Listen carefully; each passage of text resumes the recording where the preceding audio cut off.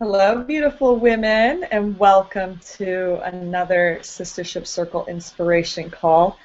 I'm really excited about today's topic because I feel like it's one of the most critical topics for us as women, and it is all about us owning our worth. So this conversation will be about money, it will be about who you are as a woman and really owning your value. And the guest who I have on today with me is Joanne Ameya Cohen, who I feel really, really embodies the feminine. And so I think that this is going to be a really, really juicy and rich topic. So I just want to start with a little quote from my book, Sistership Circle. The curriculum is based on my book, and this is week 6 of our curriculum. So here we go. You can let money own and control you, or you can learn to have a partnership with it, giving and receiving, flowing and understanding. It's just like any other relationship. It starts with you standing in your power and owning your self-worth. All relationships become much healthier in your life when you have confidence in who you are. Knowing that being is enough. You are enough. And as a result, you have enough. You have everything you need. It is all provided for. So I'm excited. I think this is a great place to start because a lot of times we think we have to give more, we have to do more, and we forget that actually self-worth is just who we are at our essence, just the beingness. And so I think we're going to dive a lot into that today, as well as we're going to be in the feminine, so we're just going to flow with this conversation. So I want to introduce Joanne. It's so cool. I love how I meet some of the women who I collaborate now with, and I think she had been on my list, and then what happened? I think she Facebooked me because she saw a post of I was at Bhakti Fest, and she's like, I'm here, and so we just decided to meet up and eat lunch, and have been friends ever since and collaborating, and I love to involve her in all my projects because she just has such a powerful voice for the feminine. It's such a stand for women understanding their bodies and helps women a lot with just getting in touch with your hormones, and she uses flower essences and just does some really powerful work, leads some incredible retreats to Hawaii. So I'm really excited to have this conversation with her because I know that she's had just as much of a journey into owning her worth as I have.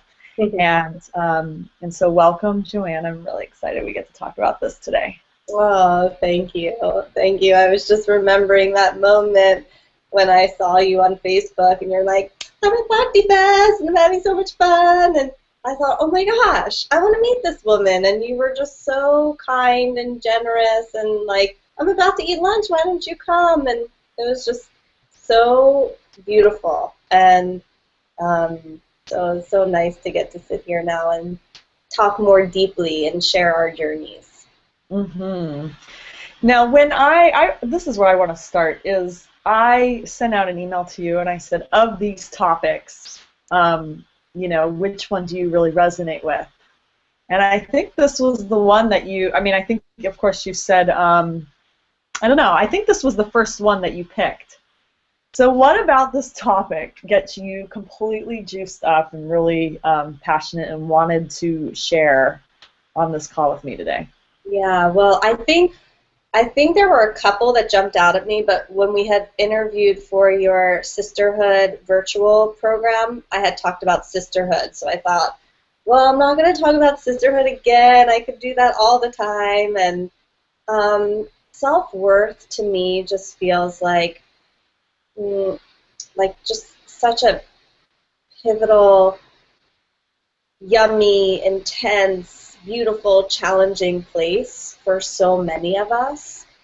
And I know for me, all the women that I work with, when you're talking about the feminine, we're talking about self-worth.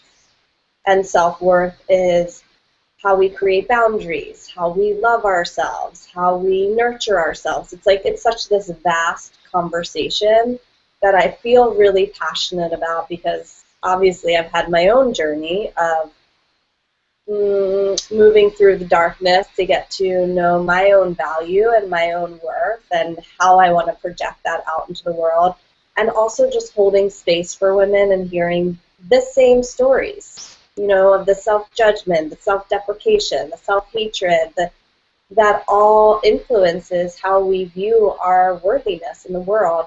Just felt like, oh my gosh, I really want to talk about that. I want to shed some light into this conversation that can feel both really heavy and really exciting at the same time.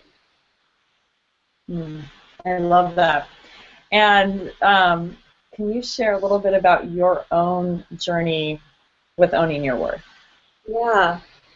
You know, it's interesting because when you first brought it up, like we're going to share our stories, I thought, oh my gosh, this is so similar to what I shared on our Sisterhood call. Because for me, when I was really little, I totally loved myself. It wasn't even a thought. I loved being the center of attention. I loved being seen. It was like I knew intrinsically that I had something to provide to people. You know, that like just being me was perfect. And then I had situations with other girls who started to make fun of me, and then I started to I don't think that I really remember questioning my self-worth, but if I look back on it, I started just dimming myself, which is very similar. You know, it's like dimming yourself to make others comfortable starts to devalue who you are. And through the years, I remember when I was in high school, my mom would say to me all the time, why are you following all the girls? Like, where's your leadership? Like, why are you just doing what everyone else wants to do? Why aren't you standing up and proclaiming that? Bless you. And I remember her saying that so much because I just wanted to fit in and I just wanted to be like everyone else. And I had this great group of girlfriends, but I still didn't feel like I could be me because I had so many experiences at other times where being me was not okay, or, you know, I was ridiculed or judged. And so I had this like internal challenge going on because I had my mom who was totally seeing me, right? She was like, wait, you're powerful, like stand in that leadership. And I had this other part that was like, what are you talking about? I just want to fit in. I just want to get through high school. And it probably wasn't until my 20s when I started doing more introspection and really inquiring into myself that I started really seeing how dampened, how small, you know, this like little chalice of my self-worth had become.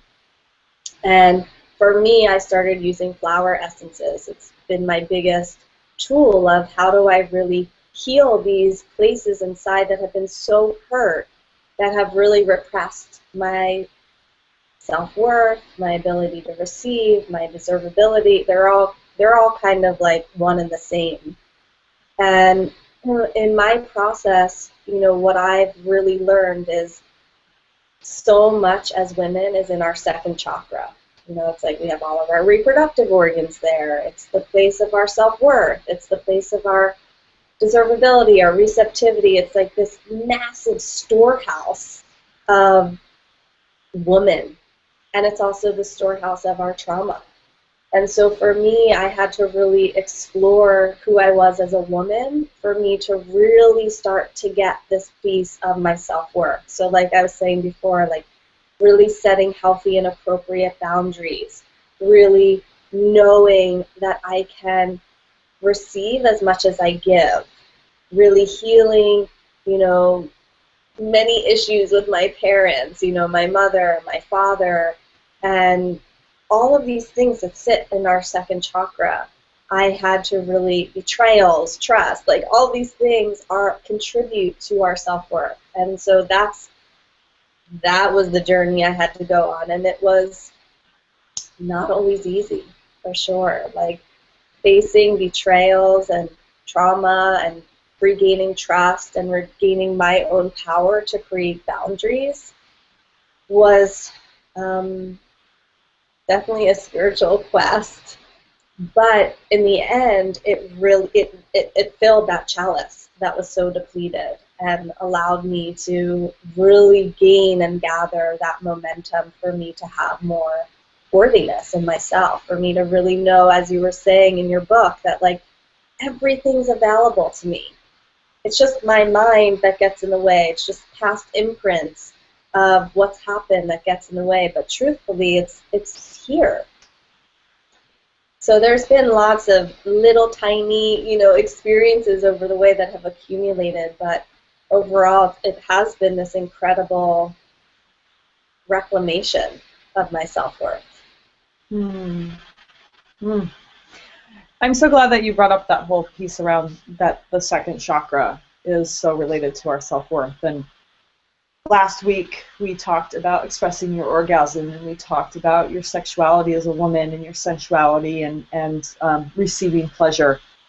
And I would say that my journey also has been very similar, of really getting in touch with that essence of who I am as a woman, with my reproductive system and with my sexuality, and so much of me receiving money, receiving support, receiving resources is related to my ability to receive pleasure sexually.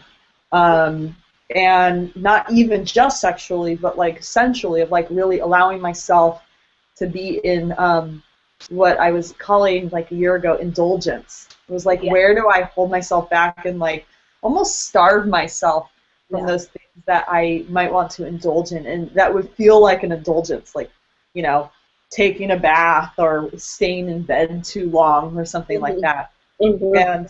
And what really filled my cup. And so there's these pieces, that we've been talking about each week with this series that are also interconnected and related. And as women, do we feel worthy of receiving, period, right? Like, I have to give it all. Like, if I'm not giving enough, if I'm not, if I don't have enough experience leading, like, why should people pay me, right? Like, I have to be at this certain level, and I have to overgive, and then what happens? We get burnt out and depleted, right? Because we're like, and then we become resentful, because it's like we overgave, and then it's like, oh wait, what about me? It's like an afterthought, It's like, wait, I just did all this amazing work. Why didn't I charge enough for this, right? Yes, right. Yes. So, well, what I have found over the years is, well, just on like a very mental, like, mechanism kind of conversation is, the second chakra, the whole what word am I looking for? Like, the way that the second chakra works is that its main intention is to take in energy. That's what it does. It just takes in energy. So if the first chakra has trauma, the second chakra gets triggered, right? It can't take in energy in the same way, because all the chakras kind of work together. One leads to the next, to the next. So the second chakra is all about taking in energy. It's about taking in pleasure. And when we block it, or when there's trauma that doesn't allow us to take in that pleasure, then everything around us starts to feel more challenging, more exhausting, because we're not doing what that chakra is meant to do, which is like really receiving. That's what it's meant to do. So what happens for people because of their past experiences, especially women, is they become the people pleaser. They have a tremendous guilt putting themselves first. They become the caretaker, and so this capacity to receive gets really dampened, because everything else comes first. Everyone else comes first. So it's probably why I chose this conversation of self-worth, because it's actually so deep how the defense mechanisms that we create to block out taking in energy, or the trauma that we've had that blocks out taking in energy. What just came up for me is also there's this piece where we do see a woman who's owning her worth. And I had a friend of mine who it just always felt like I was accommodating for her. Mm-hmm. And I would get, you know, like, oh, she's selfish, or she never thinks about me, or it's kind of like, you know, it's all about her all the time. And I would have this resentment towards her, not really realizing that it was just that she was really owning her worth and creating really great boundaries to protect her energy and to receive, and she was, you know, she was rocking it. And then interestingly, how many times I've heard from people to me saying, you know, it's all about you all the time, Tanya. Mm-hmm. You know, and I'm like, wait a second, no. I'm all about giving, and like I know how to set boundaries, and I know how to take care of myself, and I know how to ask for what I need and what I want. Yeah. So, and isn't that so interesting? Like you were talking about being indulgent, right? And like for some crazy reason, our society thinks that that's being indulgent when you take care of yourself and you set boundaries and you know what you want, but it's like so incredibly healthy. You're setting this container for yourself to really flourish. And I think that's what's so tricky for women is it's like you see this woman who's like, oh my gosh, she's totally in her power, she's in her worth, and you want to emulate it. And then you start to like gain that momentum and you start creating that, and then there's people that just want to start to like tear you down. And so I feel like the self-worth it's so important, because it's like in your mind, you know, self-worth means that it's like worthiness of self, not coming from anyone else outside of you. So when those people start coming and they're like, well, it's all about you, and you know, it's like that self-worth comes into play even more powerfully, because you have to know deep inside yourself that you're actually caring for yourself. Like it's these are things of self-love. You know, their self-worth is self-love. It's not always easy, but that's why like what you're doing of creating like the sister circles is like, that's why you need the other women to hold you up in those times where you start like wavering of like, wait, all these people want to take me down. It's like, no, girlfriend, you're doing so good. You're like loving yourself and you're taking care of yourself and you're creating this sacred container so you get to flourish. It's so beautiful. Mm. Yeah, and you know, what's interesting too is that criticism, especially I would say in the last 6 months where I've stepped into my self-worth on a whole new level with my pregnancy, I would say. Those voices have actually dimmed. Like I don't hear them as much. Mm-hmm. And I think before it was that reflection of you're doing something wrong here, and so the universe was like mirroring that back of people saying, yeah, you're too much, you're like, it's too much, it's all about you and all these things, because that was my self-talk going on in the background. And now there's been this major shift, I would say even just in the past month, of acknowledging that I'm feeling like I'm too much to my partner, and being like, and this is what I need, this is what I require. I am growing life in my belly. You know, like this isn't even all about me, but I need this, I need XYZ in order to carry this, like 20 pounds of weight on, you know, my front side, and that's not distributed, like that's, you know, my body's hurting. Yeah. And then him being like, okay, you know, I might give you a hard time, but babe, whatever you need, like you just ask me. If you need a massage tonight, you just ask me. Full permission. Every single day I will give you a massage if you ask. And that was huge. And it was like this new, like, yes, like it might be too much, and I don't care. You know, Right. it's like, this is what I need in order to give birth. And for me, like, this piece around stepping into motherhood is like a whole new level and a whole new practice of, you know, the typical thought is, I need to sacrifice myself for this baby. Mm-hmm. And I need to, you know, and I feel like sometimes the attachment parenting goes a little too into this extreme, and there's no boundaries. Mm-hmm. And the mother is getting depleted because she has literally sacrificed her whole self for the baby. And it's like, okay, so can I still be there for this infant who absolutely is, whose life depends on my support? Yeah. And how am I going to set up routines and schedules and get the support that I need so that I can make sure that I'm still taking care of myself so that I can continue to show up? Yeah. And I think that's the piece, is like, with our clients, with our communities, you know, with our family, we have to take care of ourselves, and we have to get that, yeah, we're worthy of receiving because we're giving. As women, that's just what we naturally do. Yeah. Right? Yeah.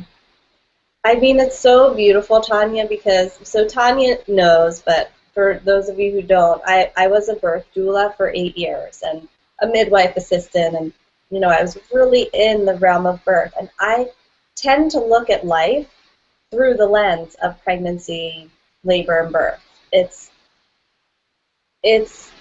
just something that has happened for me over the years, and so you get to actually be in the pregnancy right now, and you get that sacred experience of, this doesn't work for me, this works for me. This, like, it has to happen. There's almost like no choice. It's happening.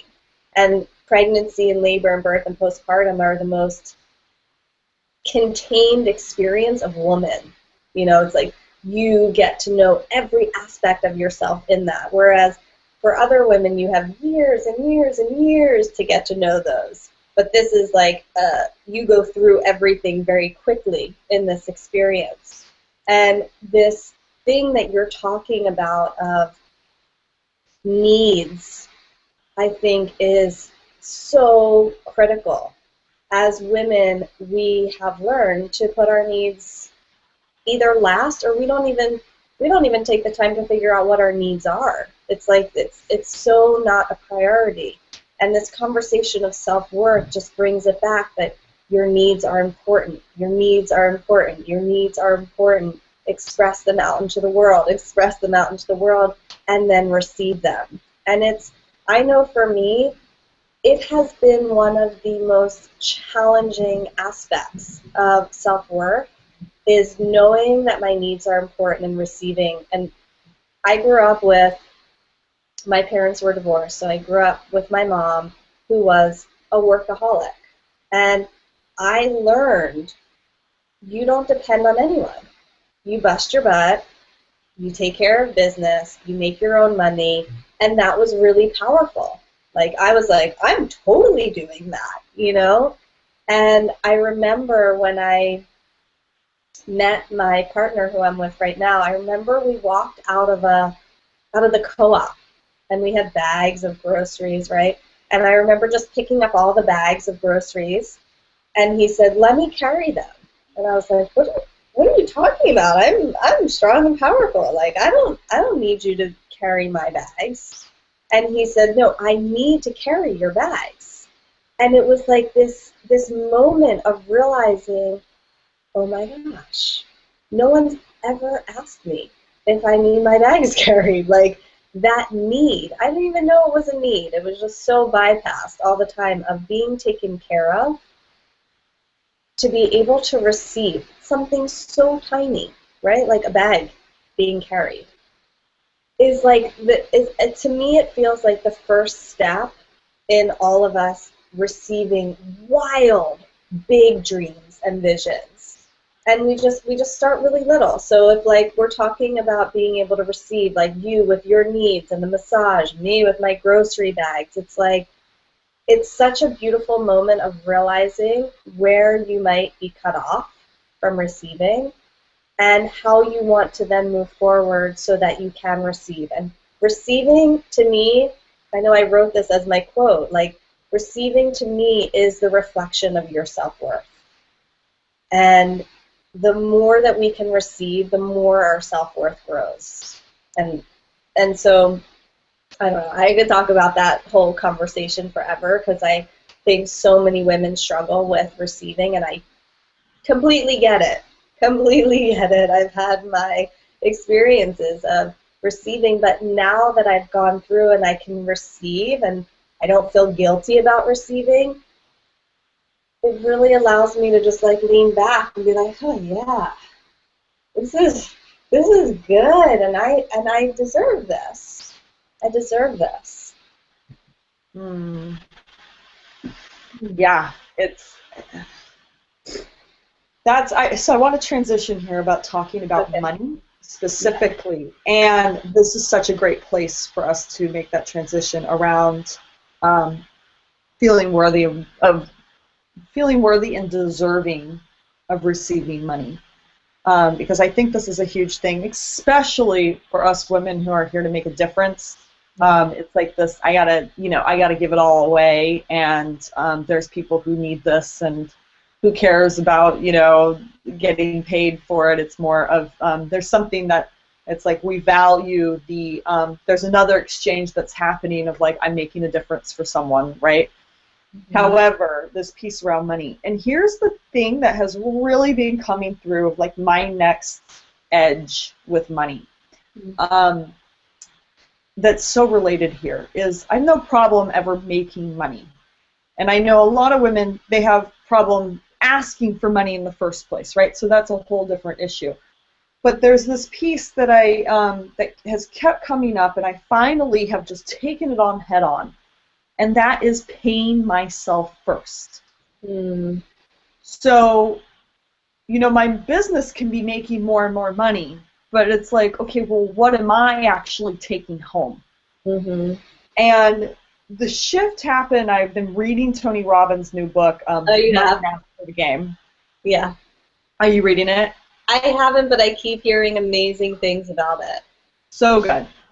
But he's like, rule number one is just take 10% of what you're making and put it into your financial freedom account. Put it into your savings account. Don't even look at it, right? Now, I have heard this a million times, but until now have I actually started doing it and like really using it as a practice. And what's opened up for me is so much more of like, okay, wait a second. Here's 10% going into my savings. What else am I doing to pay myself first, right? Because that's not necessarily going to me right now. That's for my future, which is paying myself first. But it's opened up this whole new level of like, wow, okay, how am I taking care of what I need, especially with a baby coming on the way? What other ways do I need to allocate and to, off the top, make sure that I'm getting paid first? And then, and then pay expenses. And this has just been such a shift for me because I see like where this is this piece of like, am I deserving of this money? Yeah. Because it's like the organization's always coming first. And I've been dealing with this for so long, and I'm finally confronting it, and it's like, wow, so much is opening up just from that one simple little thing. So I heard of this new book my friend just posted about Profit First. I haven't ordered it yet. I'm going to write it down. But Profit First, and I guess it's, because there's this piece, and I'm noticing it in Tony Robbins' book, and I'm noticing it in some other books of like, they're directed towards someone who has a paycheck that's coming in and that's consistent every month, right? So it's easy if you've got that you know exactly how much is coming in, and you know it's coming in every 2 weeks, as an employee. I remember that. It was so easy for me to save. I saved tens of thousands of dollars when I worked in a corporate job. No problem. But now it's this piece of I don't know what the income is every month because it fluctuates as an entrepreneur. Yeah. And who's addressing this piece of like how are we taking care of our money and our finances as an entrepreneur? So this one Profit First, I'm really interested in. I'm interested in exploring that of like how do we as entrepreneurs really manage our money so that we're getting paid first, and we're really owning that this business wouldn't exist without me. You know what I mean? Mm-hmm. And I do know what you mean. Yeah. So okay. So I'd love to hear from you a little bit about, just you being an entrepreneur and your relationship with money, and I think there's also that piece that we can talk about here too, of being able to even ask for money in the first place, because I think that's step one, and then what do you do with it?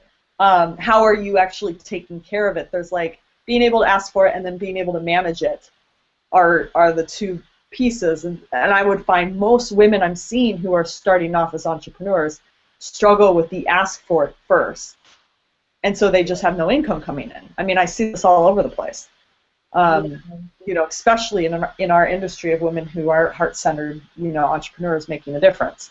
So I'd love to hear from you. Oh my gosh, Tanya, it's such a massive topic. I know. I'm like, where do I start here? So I've always been self-employed.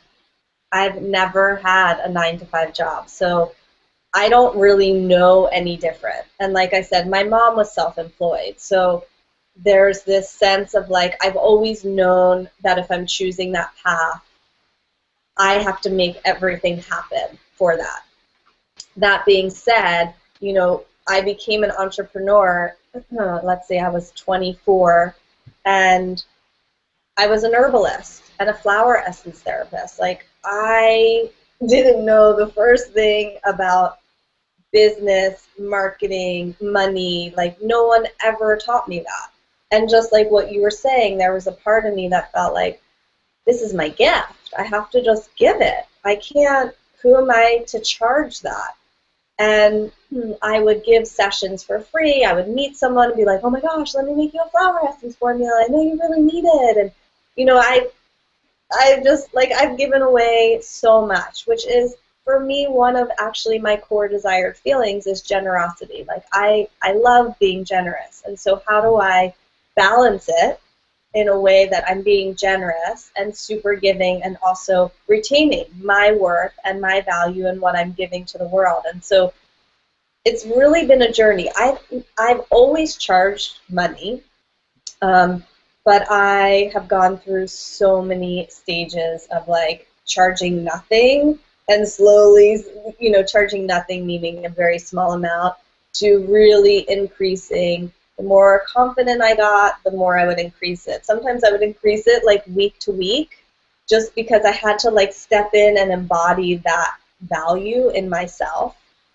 And I mean, it's actually really funny if I think about all the experiences I've gone through in this money piece and running a business. And then about 2 years ago, I had this really, kind of jolt of realization that we all get.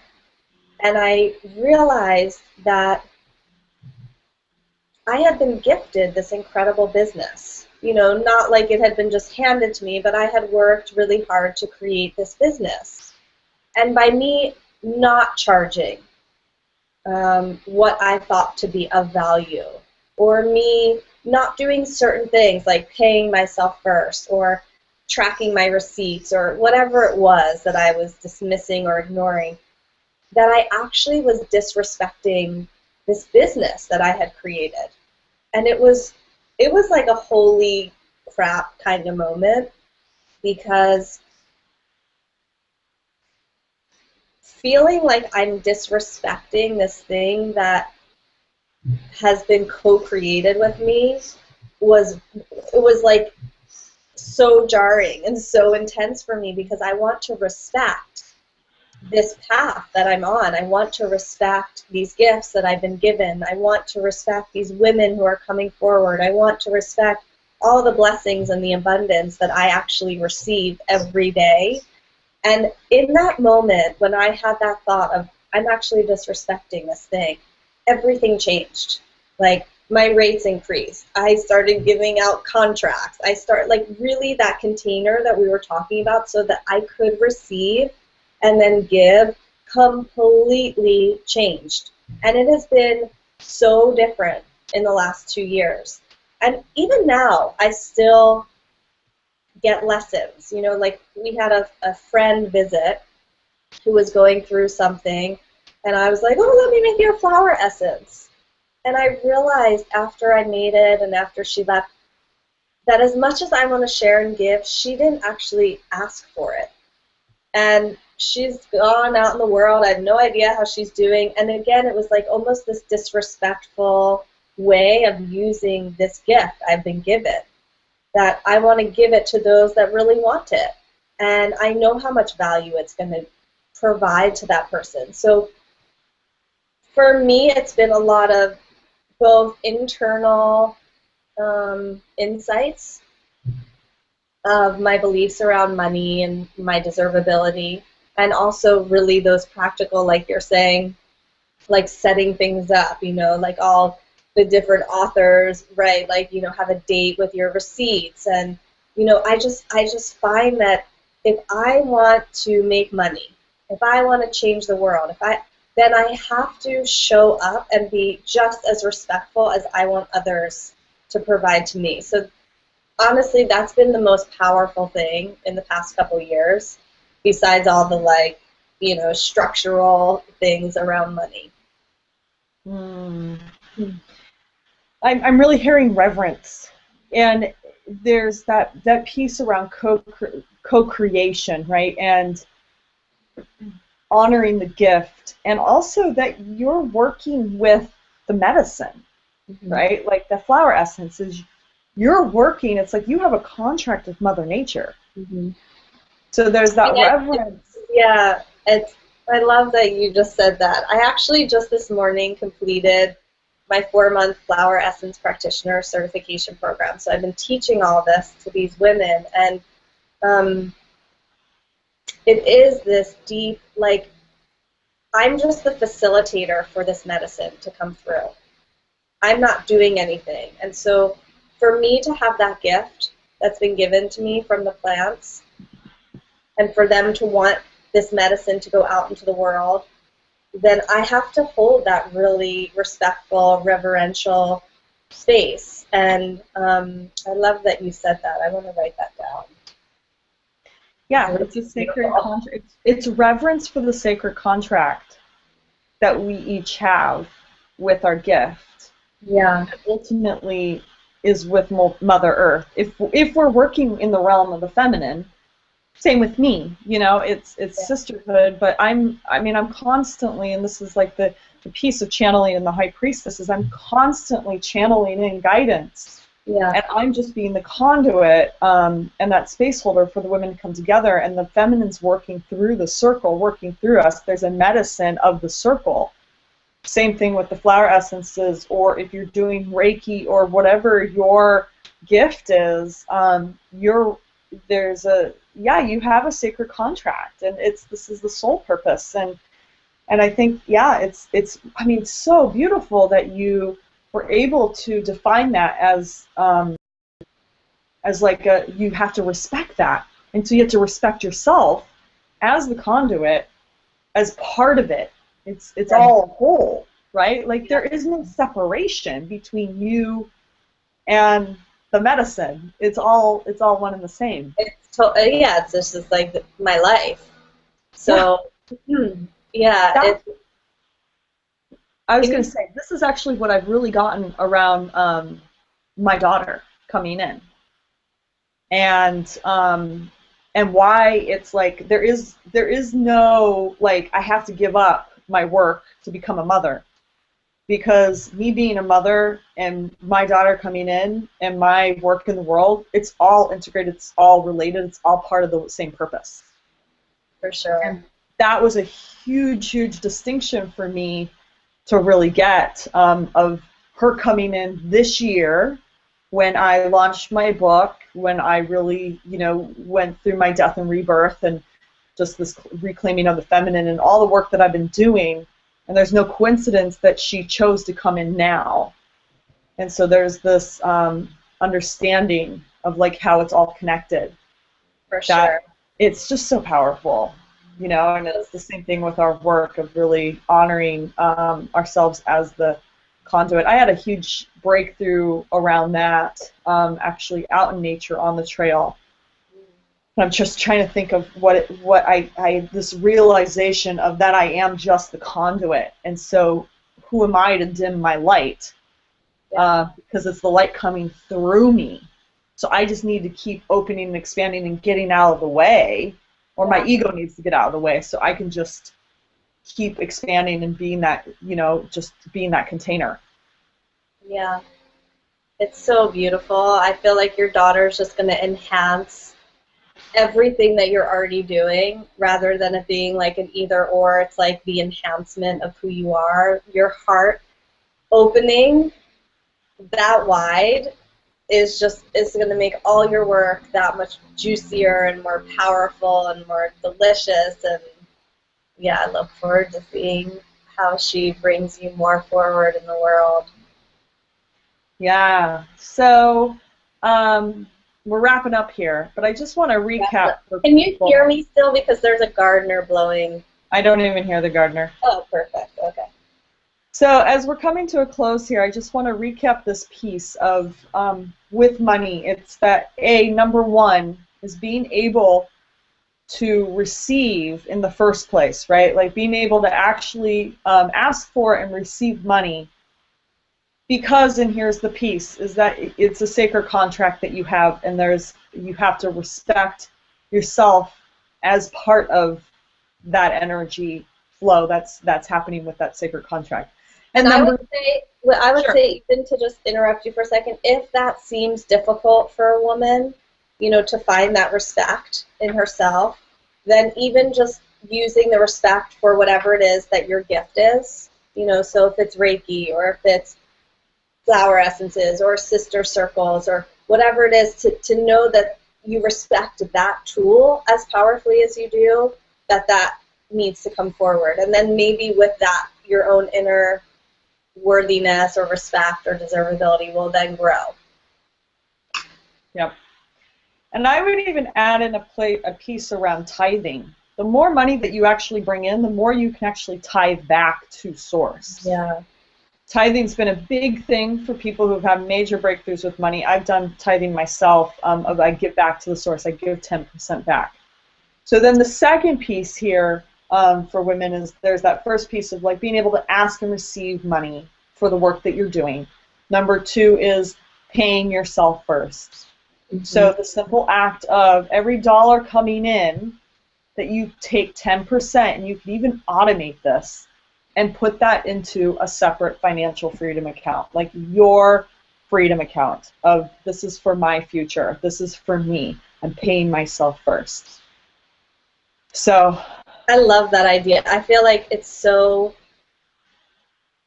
I don't know, there's something about making it really fun and liberating, that all this hard work that you're putting in, we're talking about like really a business, not when you're doing a hobby. Hobby's totally different.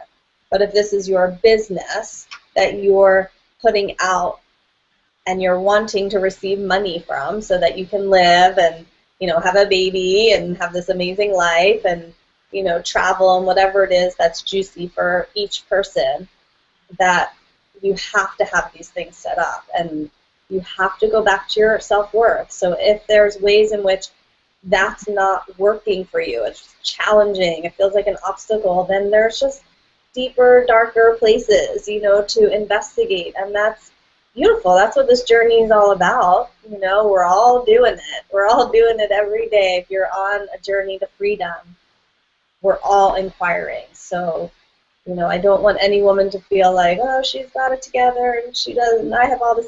Like, we're all doing this work together. Yeah. Yep. So, in closing, how do the ladies come and find you if they're interested in connecting with you? And do you have a free gift on your website? Tell us. I do have a free gift. You can go to JoanneAmeyaCohen.com. Are you going to write that? Are you going to spell that out? Mm-hmm. Or should I? Yeah, you'll have a link. So JoanneAmeyaCohen.com. There's so much information there, free information. There's blogs. I have a YouTube channel, really fantastic videos. There is a free gift. It's about actually my favorite flower essences, and some of them are for increasing self-worth and deservability and really enhancing the second chakra, which is woman. So it's a great ebook about flower essences. And I have a Facebook page and Instagram and all of these ways that we can really come together and help each other and evolve together and grow together and unfold into our truths together. So please come find me, and hopefully we'll get a chance to meet in person at some point, and if not, in the online ethers works powerfully as well. Awesome. Thank you so much for having me. Oh, yeah. And next week, we are talking about co-creative leadership, and we're talking about tribe. And so I'm really excited to have one of our sisters, Sora No, who was actually on the panel with Joanne during the virtual festival. But Sora is such a tribe builder, is leading women's circles all over the world. And so we're going to have a really, really awesome discussion about co-creating with the divine, co-creating with your sisters, really stepping into that new collaborative leadership model. So it's going to be a great discussion. So just join us for next week as well. And if you want to watch any of the ones that you've missed, any of the other interviews, just go to 22s.com/sistership circle. And you can opt in and just get all the recordings. So Joanne, along with all the other women who I've been having these inspiration calls with. So thank you, everyone, for being here. Thank you, Joanne, and we'll see you next time.